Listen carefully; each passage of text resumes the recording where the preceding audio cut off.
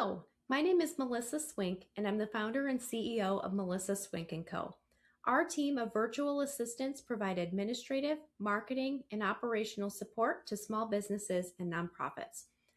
I want to begin our conversation today with a question. Can your business run without you checking in? We're not talking about running and falling apart without you. We're talking about those little check-ins, and we're all guilty of doing this. So let me paint the picture.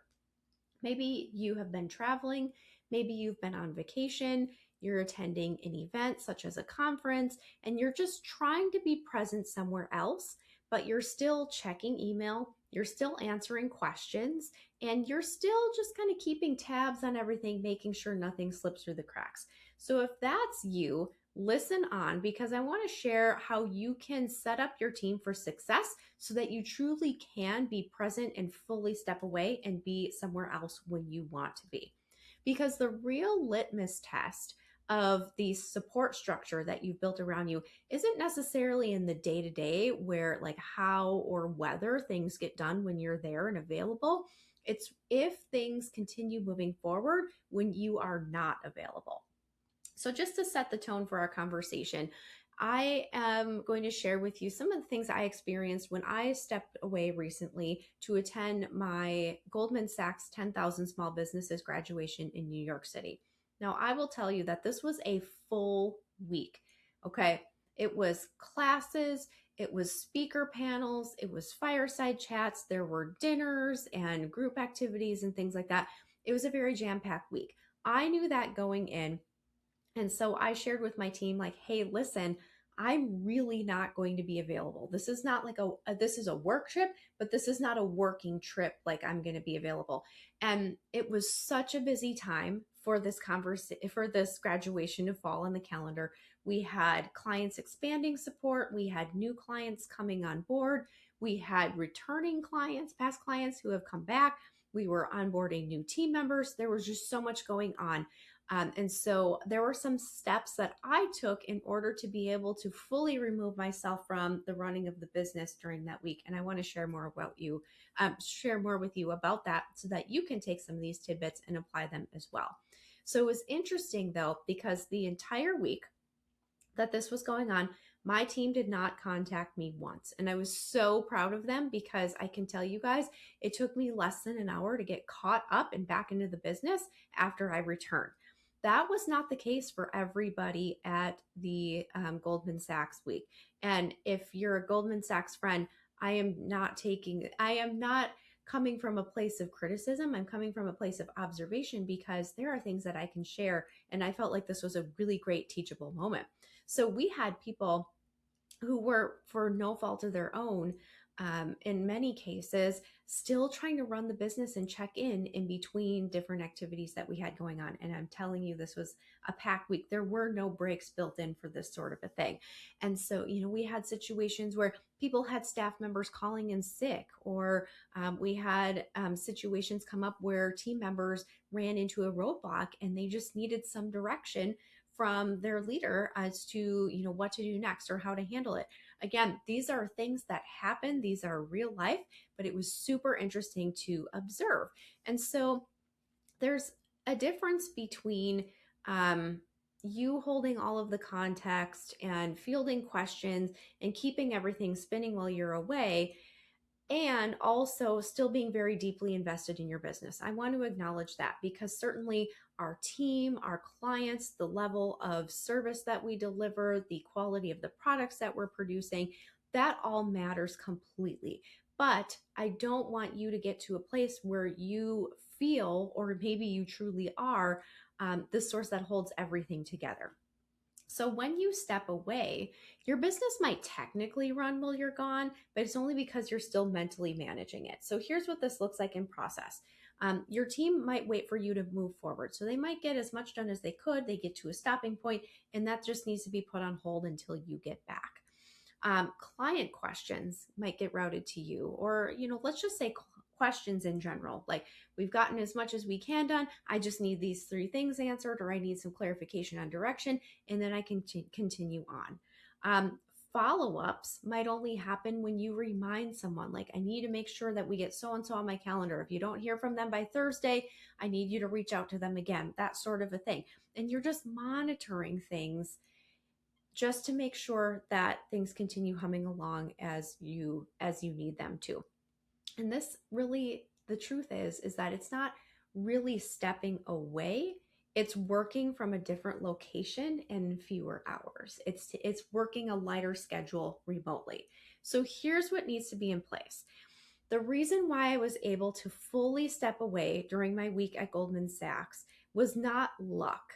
It was the way that I structured the support around me, and that support was what allowed me what allowed me to do this.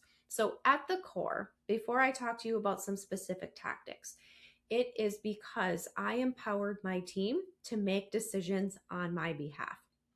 So what this looked like in real life, as I shared, we had a lot of plates spinning before I went to New York.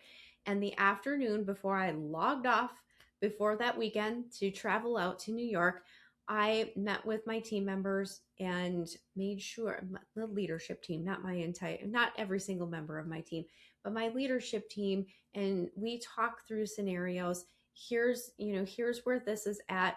Ideally, this is what will happen. If that doesn't happen, I recommend we do this. And we talk through some scenarios to try to plan ahead a little bit about, anticipate some things that might pop up. And I let them know I trust your judgment. Okay. I do what you feel is best. And then just fill me in. Like, here's what popped up. Here's how we handled it. I've also shared with my team in the past, mistakes happen, or, sometimes things need to be repaired. That's totally fine. If it's something that costs, say, less than $100, just make it happen and we'll figure it out. It's not a big deal. Your threshold might be different. Like, if it costs less than X to deal with and fix, just go ahead and do it. I authorize it. So there's got to be some trust built there, right? And also some empowerment. So in addition to that empowerment and that trust, there's a couple of things that need to be in place. Clear ownership. Who is handling clients, scheduling, internal questions, team communications, and things?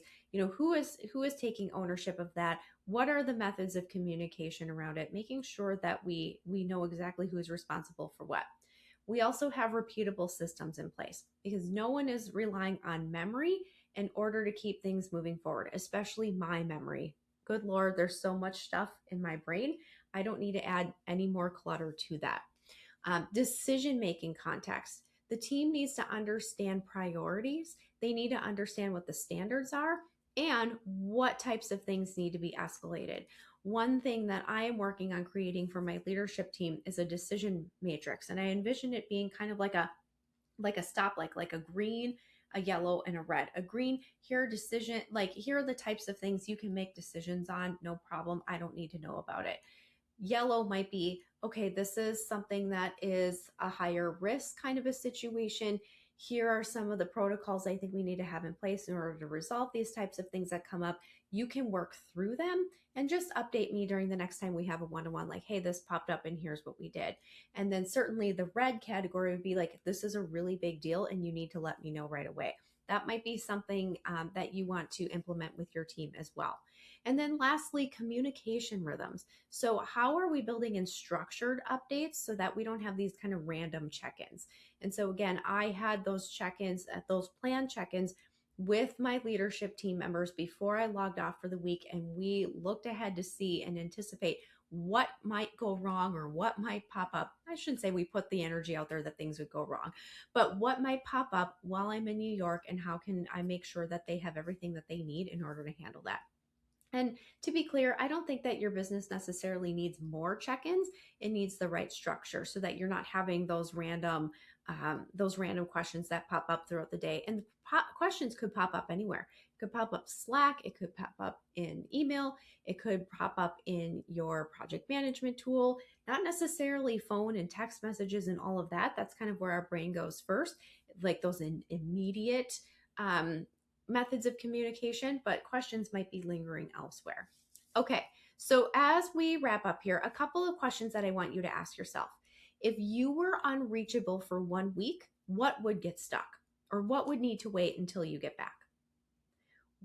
Second question, what decisions still come back to you regularly? If you can start to notice a pattern, that is a really good indication of here's what I need to set a standard for and communicate and empower the team. Hey, when this happens, here's what we need to do.